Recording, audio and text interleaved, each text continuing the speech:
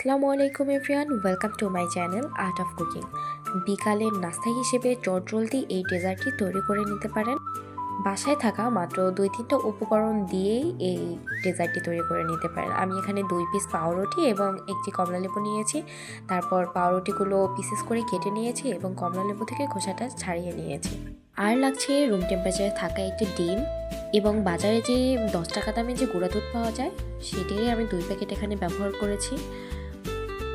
আর অবশ্যই সুন্দর সুন্দর রেসিপি পেতে আমার channel art of cooking subscribe করতেও ভুলবেন না।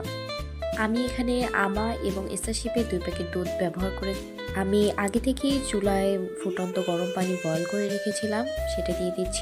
ব্লেন্ডার জারে সুন্দরভাবে এটি মিক্স করে নিয়েছি আমি।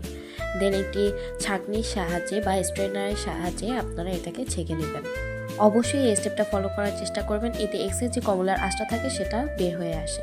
এরপর আমি ফুটন্ত গরম পানিতে 2টা টিস্যু পেপার দিয়ে বাটিতে মিশ্রণটি দিয়ে ঢাকনা দিয়ে ঢেকে দিচ্ছি এবং 15 থেকে 20 মিনিট অপেক্ষা করব এটি সেট হওয়ার জন্য। ঠিক আমি যেভাবে দেখিয়েছি সেই পদ্ধতি ফলো করব। টুথপিকের সাহায্যে টেস্ট করে নিলাম যে কমলার পুডিংটি সেট হয়েছে কিনা। ক্যারামেল তৈরি করার জন্য আমি এখানে 2 চামচ চিনি এবং 2 চামচ পানি ব্যবহার করেছি।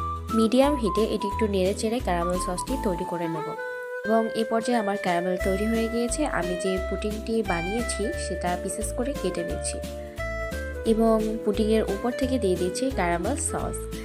দেখতে খুবই লোভনীয় লাগছে না? অবশ্যই এটা বাসায় ট্রাই করবেন। বাসায় গেস্ট আসলে কিংবা ছোট বাচ্চাদের এটি তৈরি করে দিলে এরা তো মহা খুশি।